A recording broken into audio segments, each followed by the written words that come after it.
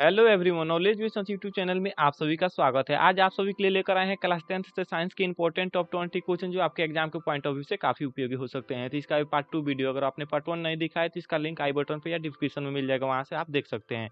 अभी तक हमारे चैनल को सब्सक्राइब नहीं किया तो चैनल को सब्सक्राइब करें तथा बेल आइकन को प्रेस करें ताकि हमारे आने वाले वीडियो की नोटिफिकेशन आप सभी को मिलती रहे। तो मोस्ट इंपॉर्टेंट क्वेश्चन आपके एग्जाम के पॉइंट ऑफ व्यू से बनाया गया है, तो वीडियो को थोड़ा सा भी स्किप ना करें और वीडियो पर बने रहे। तो चलिए बढ़ते हैं इसके क्वेश्चन की तरफ।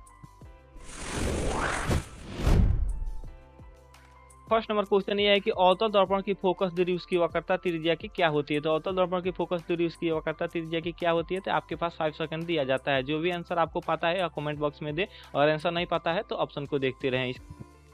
तो इसका ए नंबर ऑप्शन दिया है कि दुगुनी होती है, बी में दिया है कि आधी होती है, और सी में दिया है चौथाई होती है, और डी में दिया है बराबर होती है। तो इसका राइट आंसर क्या होगा? इसका राइट आंसर आप सभी को बी नंबर ऑप्शन याद रखना है। अवतल दर्पण की फोकस दूरी वक्रता त्रिज्या की आधी होती है। फिर इसका नेक्स्ट क्वेश्चन ये है कि मोटर गाड़ी के चालक के सामने लगा रहता है।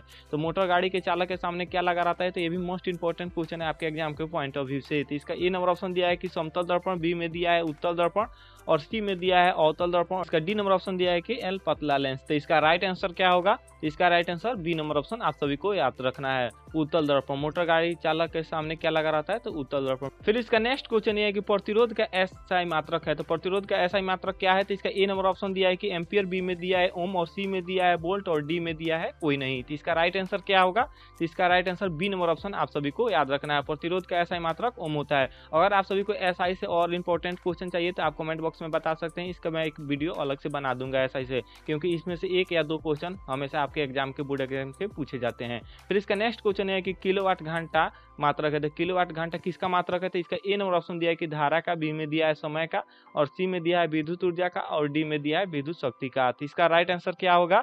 इसका राइट आंसर आप सभी को सी नंबर ऑप्शन याद रखना है, विद्युत ऊर्जा का किलोवाट घंटा मात्रक होता है। फिर इसका नेक्स्ट क्वेश्चन है कि लघु पथन के समय परिपथ में विद्युत धारा का मान होता है। तो लघु पथन के समय परिपथ में विद्युत धारा का मान क्या होता है? तो इसका ए नंबर ऑप्शन दिया है कि बहुत कम हो जाता है, यहाँ पर जाता है, और बी में दिया है कि परिवर्तन नहीं होता, और सी में दिया है बहुत अधिक बढ़ जाता है, और सी में दिया है निरंतर परिवर्तित होता है। तो इसका राइट आंसर क्या होगा?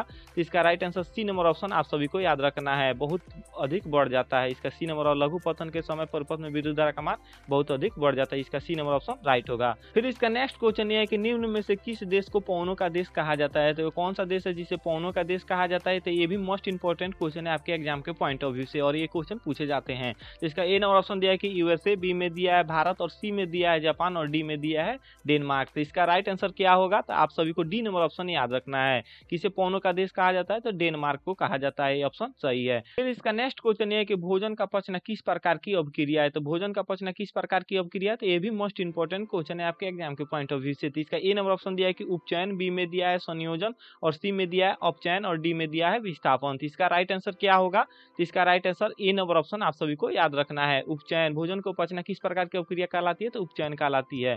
फिर इसका नेक्स्ट क्वेश्चन ये है कि हमारे शरीर में पीएच का मान कितने परास के बीच कार्य करता है। तो हमारे शरीर में जो पीएच का मान होता है वो कितने परास के बीच कार्य करता है? दिया है कि 6.0 से लेकर 6.8 तक, बी में दिया है 7.0 से लेकर 7.8 तक, और सी में दिया है कि 2.1 से लेकर 3.8 तक, और डी में दिया है 5.1 से 5.8 तक। तो इसका राइट आंसर क्या होगा? तो इसका राइट आंसर आप सभी को सी नंबर ऑप्शन याद रखना है, 2.1 से 3.8 तक हमारे शरीर के पीएच परास का बीच कार्य करता है। फिर इसका नेक्स्ट क्वेश्चन ये है कि लोहा को जिंक से लेपित करने की प्रक्रिया को कहते हैं। तो लोहा को जिंक से लेपित करने की प्रक्रिया को क्या कहते हैं? तो इसका ए नंबर ऑप्शन दिया है कि संक्षारण, बी में दिया है गैल्वेनीकरण, और सी में दिया है पानी चढ़ाना, और डी में दिया है विद्युत उपघटन। तो इसका राइट आंसर क्या होगा? तो आप सभी को बी नंबर ऑप्शन याद रखना है, गैल्वेनीकरण कहलाता है जिंक से लेपित करने की प्रक्रिया लोहा को। फिर इसका नेक्स्ट क्वेश्चन है कि अष्टक नियम के प्रतिपादक थे। तो अष्टक नियम के प्रतिपादक कौन थे? तो इसका ये भी मोस्ट इंपॉर्टेंट क्वेश्चन है आपके एग्जाम के पॉइंट ऑफ व्यू से। ए नंबर ऑप्शन दिया है कि डाल्टन, बी में दिया है डोवेरेनर, और सी में दिया है मार्डवी, और डी में दिया है न्यूलेट्स। तो इसका राइट आंसर क्या होगा? तो आप सभी को डी नंबर ऑप्शन इसका याद रखना है, न्यूलेट्स अष्टक नियम के प्रतिपादक थे।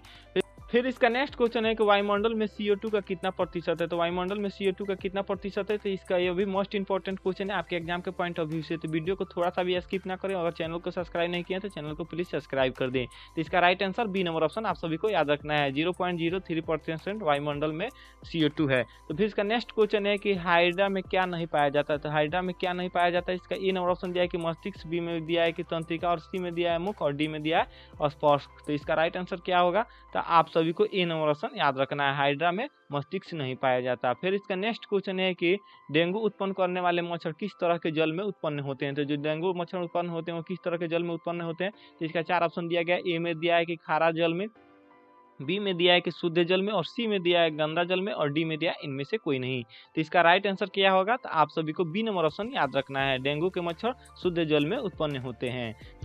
फिर इसका नेक्स्ट क्वेश्चन है कि फूल में पौधे के नर भाग को क्या कहते हैं। तो फूल में पौधे के नर भाग को क्या कहते हैं, तो इसका ए नंबर ऑप्शन दिया है कि अग्रभाग, बी में दिया है अंडाशय, और सी में दिया है पुंकेसर, और डी में दिया है इनमें से कोई नहीं। तो इसका राइट आंसर क्या होगा, तो आप सभी को सी नंबर ऑप्शन याद रखना है। फूल में पौधे के और नर भाग को पुंकेसर कहते हैं। फिर इसका नेक्स्ट क्वेश्चन है कि विश्व में संपूर्ण जल में कितना प्रतिशत जल समुद्र में पाया जाता है। तो विश्व में संपूर्ण जल का कितना प्रतिशत समुद्र में पाया जाता है, इसका ए नंबर ऑप्शन दिया है कि 70%, बी में दिया है 97%, और बी सी में दिया है कि 42%, और डी में दिया है 90%। इसका राइट आंसर क्या होगा, तो आप सभी को बी नंबर ऑप्शन याद रखना है। समुद्र में 97% जल पाया जाता है। फिर इसका नेक्स्ट क्वेश्चन है कि सर्च लाइट का परावर्तक सतह होता है। तो सर्च लाइट का परावर्तक सतह कैसा होता है, इसका ए नंबर ऑप्शन दिया है कि उत्तल, बी में दिया है अवतल, और सी में दिया है समतल, और डी में दिया है उत्तल और अवतल। तो इसका राइट आंसर क्या होगा, तो आप सभी को बी नंबर ऑप्शन याद रखना है। सर्च लाइट का परावर्तक सतह कैसा होता है, तो अवतल होता है। ये भी मोस्ट इंपोर्टेंट क्वेश्चन है आपके एग्जाम के पॉइंट ऑफ व्यू से।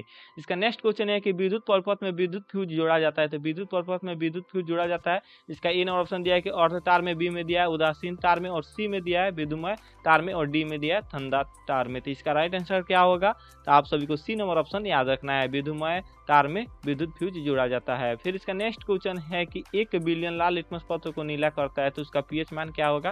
तो 1 बिलियन लाल लिटमस पत्र को नीला कर देता है, तो उसका पीएच मान क्या होगा। तो इसका ये भी मोस्ट इंपोर्टेंट क्वेश्चन है। तो इसका ए नंबर ऑप्शन दिया है कि 1, बी में दिया है 4, और सी में दिया है 7, और डी में दिया है 10। तो इसका राइट आंसर क्या होगा, तो आप सभी को डी नंबर ऑप्शन आप सभी को याद रखना है। उसका पीएच मान 10 होता है। फिर इसका नेक्स्ट क्वेश्चन है कि गुणसूत्र कहाँ पाया जाता है। तो गुणसूत्र कहाँ पाया जाता है, इसका ए नंबर ऑप्शन दिया है कि कोशिका के केंद्र में, बी में दिया है कोशिका में, और सी में दिया है केंद्र में, और डी में दिया है इनमें से कोई नहीं। तो इसका राइट आंसर क्या होगा, तो आप सभी को ए नंबर ऑप्शन याद रखना है। कोशिका के केंद्र में गुणसूत्र पाए जाते हैं। अब बात करते हैं नेक्स्ट और लास्ट क्वेश्चन की कि एक प्रिज्म में कितने सतहों को घिरा रहता है। तो एक प्रिज्म में कितने सतहों को घिरा रहता है, तो ये मोस्ट इंपोर्टेंट क्वेश्चन है। तो इसका ए नंबर ऑप्शन दिया है कि 6, बी में दिया है कि 5, और सी में दिया है 4, और डी में दिया है 3। तो इसका राइट आंसर क्या होगा, तो आप सभी को ए नंबर ऑप्शन याद रखना है। एक प्रिज्म में कितने सतहों को घिरा रहता है, तो 6 सतहों को घेरा रहता है। अब बात करते हैं पिछले क्वेश्चन जो मैंने आप सभी से पिछले वीडियो में पूछा था कि कौन सा पार्ट कंप्यूटर का ब्रेन होता है। तो कौन सा पार्ट होता है जो कंप्यूटर का ब्रेन होता है, तो आपके पास 4 ऑप्शन दिया गया था। ए में दिया था सीपीयू, बी में दिया था मॉनिटर, और सी में दिया था रैम, और डी में दिया था रोम। तो इसका राइट आंसर क्या होगा, तो right answer A number option सही होगा। कंप्यूटर का ब्रेन सीपीयू को कहते हैं। अब बात करते हैं नेक्स्ट क्वेश्चन। जो नेक्स्ट क्वेश्चन है आपके लिए है कि निम्न में से कौन अधातु थे। सिंपल सा क्वेश्चन है और मोस्ट इंपोर्टेंट क्वेश्चन भी है। तो आपको कमेंट बॉक्स में इसका आंसर देना है। जैसे कि ए नंबर ऑप्शन दिया है कि एफ, बी में दिया है कि सी, और सी में दिया है एल, और डी में दिया है ए। इसका राइट आंसर जो भी होगा आपको कमेंट बॉक्स में इसका आंसर देना है। आई होप कि आप सभी को वीडियो पसंद आई होगी। वीडियो पसंद आई हो तो आप हमारे चैनल को सब्सक्राइब करें तथा बेल आइकन को प्रेस करें ताकि हमारे आने वाले वीडियो का नोटिफिकेशन आप सभी को मिलती रहे। अभी तक वीडियो को लाइक नहीं किया है तो वीडियो को लाइक कर दे तथा दोस्तों के साथ शेयर करना ना भूलें। मिलते हैं इसके नेक्स्ट वीडियो में, तब तक के लिए जय हिंद, वंदे मातरम।